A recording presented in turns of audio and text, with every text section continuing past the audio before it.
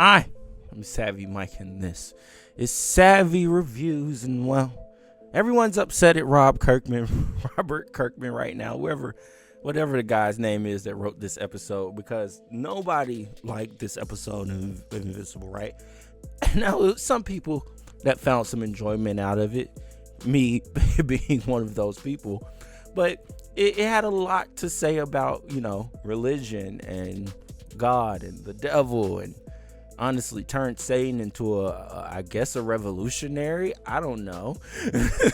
I was a bit confused watching it as well, because he's still Satan, but I guess that's just his personality. You find out a lot about hell, and at least the hell in this Invincible world. I think that's what people have to do.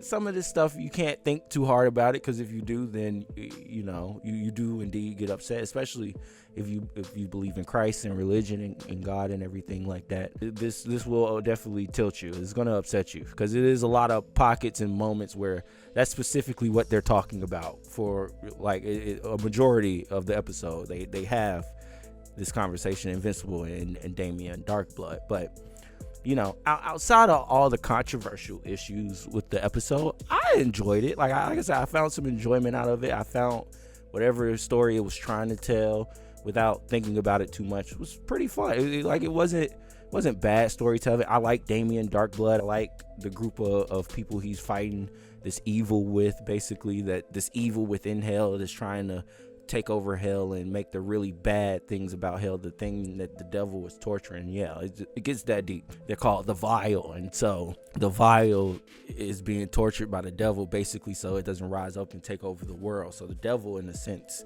at least in the Invincible world, is helping protect it. And so you have this other villain in hell that becomes powerful and basically wants to take over the Vile and overrun everything. So like I said, it basically, your basic Game of Thrones type mythologies type stuff going on here, which, like I said, I wasn't mad at it. It was pretty fun watch for me. We're going to get into another thing where I watched where the devil was a center part about it, devil things. But like I said, you can't really, like, I know look, the devil's definitely in the details for sure. No matter what it is or what you're indulging in, look, Satan is around somewhere in it, unfortunately. But either these are the characters that white man made for us to be scared of, and they are indeed the things that we should truly be scared of, or it's all real. We're all fucked. Two sides of a coin, right? you choose. Is all what you decide to believe in at the end of the day, which I said is most of this episode. But outside of that, all the other things were still pretty well done to me. Invincible having this back and forth with itself after having to make the decision to kill the guy that Sequitz was controlling just to stop them. He doesn't want to be a hero. He doesn't feel like a hero anymore. He feels like he's turning into his father. And it also gets brought up while he's in hell with Damien Darkblood, because he meant to summon Omni-Man, but instead he summoned Invincible. Now, that's probably because Omni-Man was at the moment off planet, because we know he's not dead. But Damien and Invincible at this point think he's dead until, well, Invincible sees him at the end of the episode, which was nothing really truly there. It was just a moment, and boom, the episode ends. And then, now Damien is back on Earth after defeating the monster, because the devil said he's paid his due. Now he can go back and be his eyes and ears on Earth. Cool stuff for Invincible. At the end of the day, look, I don't know if I said it in the last video I was talking about Invincible, but I'll say it in this one. This is not a world I want to live in. And every time I watch it, it convinces me, yep, I don't want to be there. That is the worst world to be in.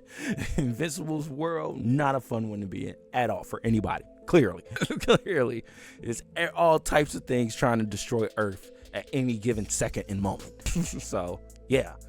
Which, when you have characters as powerful as Invincible and Omni-Man, you do want to give them things that are not as equally as powerful as them to go up to, but are a true, real threat where the stakes are most certainly dire. Now, I like Damien Darkblood popping up in his story.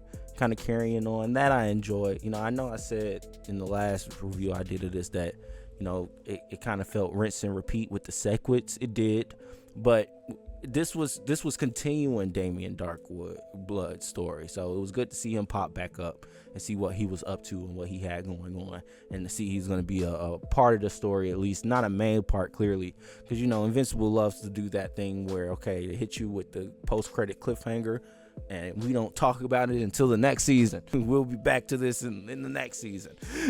Till then, let's figure out what's going on with this Viltrumite war, which I'm ready to see. I'm prepared for it. And look, I'm still enjoying it. I know a lot of people didn't like this last episode, but politics and religion aside, I enjoyed the episode. I did. I had a fun time watching it. Sorry.